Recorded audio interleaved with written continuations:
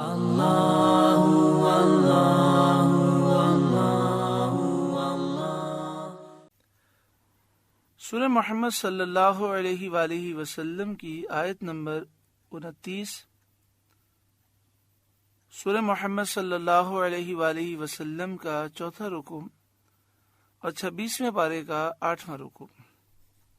اللہ رب العالمین نے ارشاد فرمایا، ام حسب الذین فی قلوبہم مرض،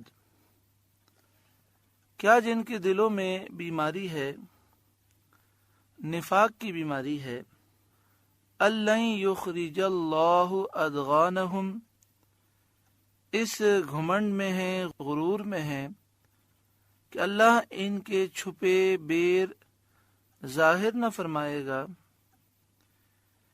یعنی یہ جو مسلمانوں سے دشمنیاں رکھتے ہیں، کیا وہ یہ سمجھتے ہیں کہ یہ دشمنیاں، عداوتیں اللہ تعالیٰ ظاہر نہ فرمائے گا؟ منافقین دل میں مسلمانوں کے لیے بہت بغض رکھتے، اور جب مسلمانوں سے ملتے تو بڑی محبت سے ملتے۔ وَلَوْ نَشَاءُ لَأَرَيْنَاكَهُمْ، اور اگر ہم چاہیں تو تمہیں ان کو دکھا دیں، فَلَعَرَفْتَهُمْ بِسِيمَاهُمْ، کہ تم ان کی صورت سے پہچان لو۔ حدیث پاک میں ہے، حضرت انس رضی اللہ تعالیٰ عنہ نے فرمایا کہ اس آیت کے نازل ہونے کے بعد رسول کریم صلی اللہ علیہ وسلم سے کوئی منافق پوشیدہ نہ رہا، آپ سب کو ان کی صورت سے پہچانتے تھے۔ وَلَتَعْرِفَنَّهُمْ فِي لَحْنِ الْقَوْلِ، اور ضرور تم انہیں بات کے اسلوب میں پہچان لوگے، اور وہ اپنے ضمیر کا حال ان سے چھپا نہ سکیں گے۔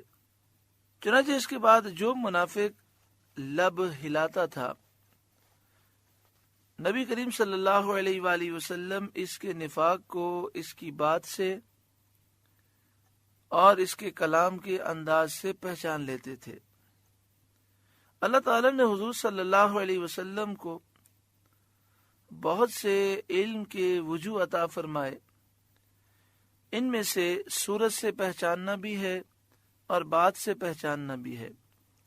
واللہ یعلم اعمالکم، اور اللہ تمہارے عمل جانتا ہے، اپنے بندوں کے تمام اعمال کو اللہ جانتا ہے، ہر ایک کو اس کے لائق جزا دے گا۔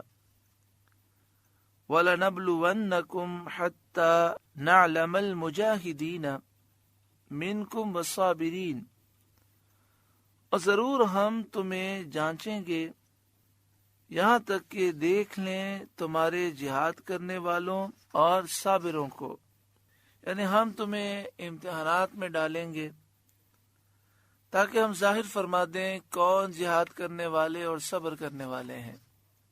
وَنَبْلُوَ أَخْبَارَكُمْ، اور تمہاری خبریں آزما لیں تاکہ ظاہر ہو جائے کہ طاعت اور اخلاص کے دعوے میں تم میں سے کون اچھا ہے۔ ان الذین کفروا وصدوا عن سبیل اللہ، بے شک وہ جنہوں نے کفر کیا اور اللہ کی راہ سے روکا، اللہ کے بندوں کو اللہ کے راستے سے روکا۔ وَشَاقُّوا الرَّسُولَ مِن بَعْدِ مَا تَبَيَّنَ لَهُمُ الْهُدَى، اور رسول کی مخالفت کی بعد اس کے کہ ہدایت ان پر ظاہر ہو چکی۔ لَن يَضُرُّ اللَّهَ شَيْئًا، وہ ہرگز اللہ کو کچھ نقصان نہ پہنچائیں گے۔ وَسَيُحْبِطُ أَعْمَالَهُمْ، اور بہت جلد اللہ ان کا کیا دھرا اکارت کر دے گا، اور وہ صدقہ وغیرہ کسی چیز کا ثواب نہ پائیں گے، کیونکہ جو کام اللہ تعالیٰ کے لیے نہ ہو اس کا ثواب ہی کیا ہے۔ جنگ بدر کے لیے جب قریش نکلے تو وہ سال قحط کا تھا۔ لشکر کا کھانا قریش کے دولت مندوں نے باری باری اپنے ذمے لے لیا تھا۔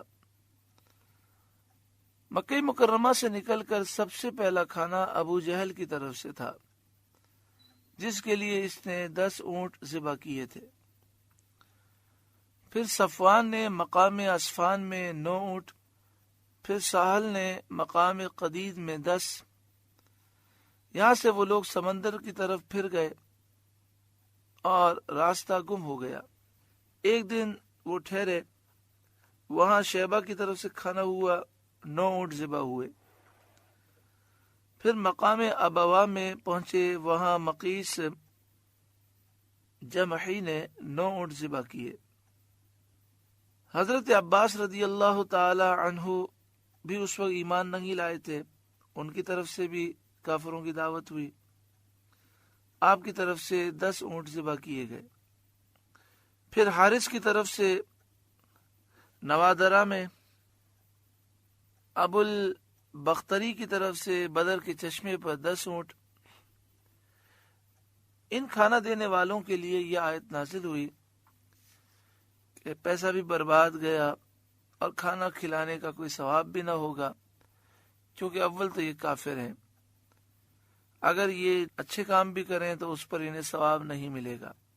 دوسری بات یہ کہ یہ انہوں نے کھانا رسول اللہ صلی اللہ علیہ وآلہ وسلم کے مخالفوں کو کھلایا۔ یا ایھا الذین آمنوا اطیعوا اللہ واطیعوا الرسول، اے ایمان والوں اللہ کا حکم مانو اور رسول کا حکم مانو، یعنی ایمان پر اور عبادت پر قائم رہو۔ ولا تبطلوا اعمالکم، اور اپنے عمل باطل نہ کرو، ریا کے ذریعے، دکھاوے کے ذریعے اور نفاق کے ذریعے اپنے عمل برباد نہ کرو۔ بعض لوگوں کا خیال تھا کہ جیسے شرک کی وجہ سے تمام نیکیاں ضائع ہو جاتی ہیں، اسی طرح ایمان کی برکت سے کوئی گناہ نقصان نہیں دیتا۔ ان کے حق میں یہ آیت نازل فرمائی گئی اور بتایا گیا کہ مومن کے لیے اللہ اور اس کے رسول کی فرمانبرداری ضروری ہے، گناہوں سے بچنا لازم ہے۔ اس آیت میں عمل کے باطل کرنے کی ممانعت فرمائی گئی۔ تو آدمی جو عمل شروع کرے، خواہ وہ نفل ہی ہو، نماز یا روزہ یا اور کوئی، لازم ہے کہ اس کو باطل نہ کرے، جب شروع کر دیا تو اسے پورا کرے۔ ان الذین کفروا، بے شک جنہوں نے کفر کیا، وصدوا عن سبیل اللہ، اور اللہ کی راہ سے روکا، ثم ماتوا وهم کفار، پھر کافر ہی مر گئے، فلن یغفر اللہ لهم، تو اللہ ہرگز انہیں نہ بخشے گا۔ یہ آیت اہل قلیب کے بارے میں نازل ہوئی۔ قلیب بدر میں ایک کنواں ہے جس میں مقتول کفار ڈالے گئے تھے۔ 70 کافر جو ہلاک ہوئے انہیں اس میں ڈالا گیا، ابو جہل اور اس کے ساتھی۔ اور حکم آیت کا ہر کافر کے لیے عام ہے، جو کفر پر مرا ہو اللہ تعالیٰ اس کی مغفرت نہ فرمائے گا۔ تو ارشاد فرمایا ثم ماتوا وهم کفار فلن یغفر اللہ لهم، پھر کافر ہی مر گئے تو اللہ ہرگز انہیں نہ بخشے گا۔ اس کے بعد نبی کریم صلی اللہ علیہ وآلہ وسلم کے صحابہ کرام کو خطاب فرمایا جاتا ہے، اور حکم میں تمام مسلمان شامل ہیں۔ فلا تہنوا وتدعوا الی السلم، تو تم سستی نہ کرو اور آپ صلح کی طرف نہ بلاؤ، یعنی دشمن کے مقابلے میں سستی نہ کرو، کمزوری نہ دکھاؤ، اور خود کافروں کو صلح کی طرف نہ بلاؤ۔